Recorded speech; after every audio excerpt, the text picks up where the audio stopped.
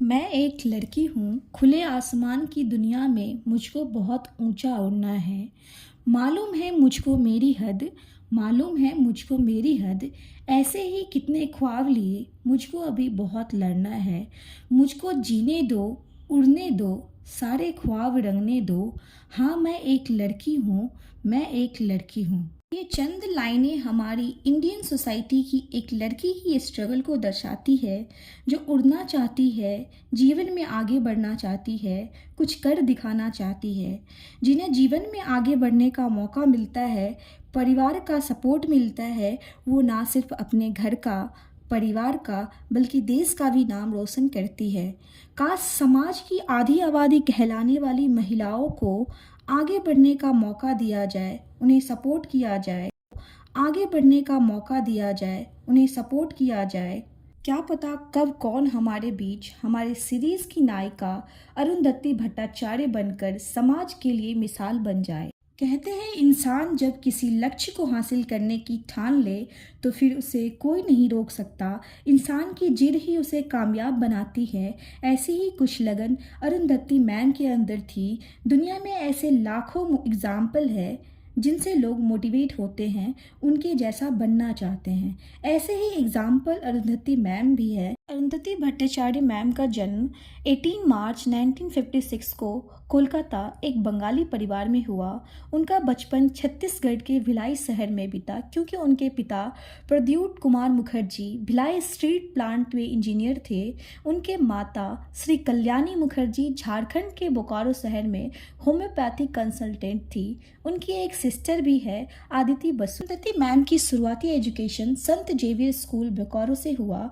बाद में वो कोलकाता चली गई, जहां वो जादवपुर यूनिवर्सिटी से इंग्लिश लिटरेचर की। बचपन से ही अरुंधति मैम की बैंकिंग की दुनिया में रुचि थी। उनकी मेहनत और डिटर्मिनेशन ने उन्हें आईएम कोलकाता में पढ़ाई करने का मौका दिया और वहां से उनकी बैंकिंग का सफर शुरू हुआ। अरुंधति भट्टाचार्य मैम ईयर 1977 में प्रोविजनरी ऑफिसर के रूप में एसबीआई से जुड़ी।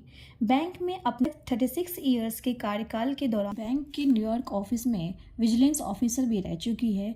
एक एसबीआई की सहायक company SBI capital market limited में भी प्रमुख रह चुकी है। उन्होंने बैंक के नवीनतम सहायक कंपनियों में से 3 की स्थापना करने में भी महत्वपूर्ण भूमिका निभाई है। पहला कंपनी जो general insurance subsidiary and second custodial subsidiary and SBI infrastructure fund.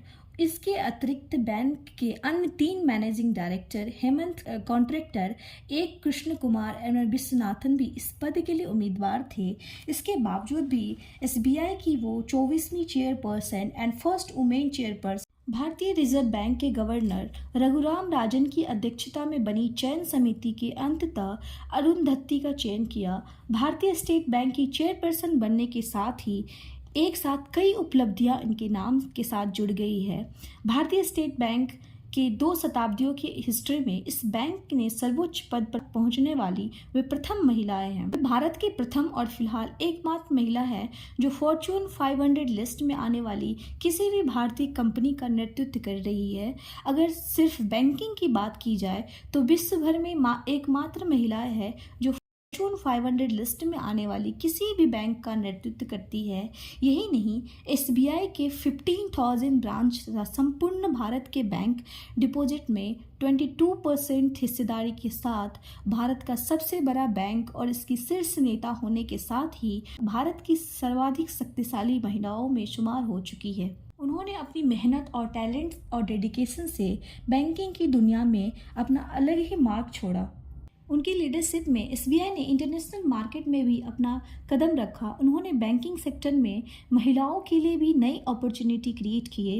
Retirement के बाद भी अरुंधति भट्टाचार्य मैम ने अपने नॉलेज और एक्सपीरियंस से जुड़ी कई ऑर्गेनाइजेशन में एडवाइजरी रोल्स निभाया और सोशल कॉज के लिए भी काम किए। अरुंधति भट्टाचार्य मैम की कहानी हमें दिखाती है कि मेहनत और डिटर्मिनेशन से कोई भी सपना हासिल किया जा सकता है। उनकी लीडरशिप और डेडिकेशन ने बैंकिंग इंडस्ट्री को नए ऊंचाइयों तक पहुंचाया। यही थी अरुंधति भट्टाचार्य की कहानी, जो हमें दिखाती है कि हर सपना हासिल करने से मेहनत और विश्वास जरूरी है। अगर आपको ये वीडियो पसंद आया है तो प्लीज़ लाइक करें, चैनल को सब्सक्राइब करें, अपने दोस्तों में शेयर करें। हम मिलते हैं अगली वीडियो में। तब तक के लिए धन्यवाद और नमस्ते।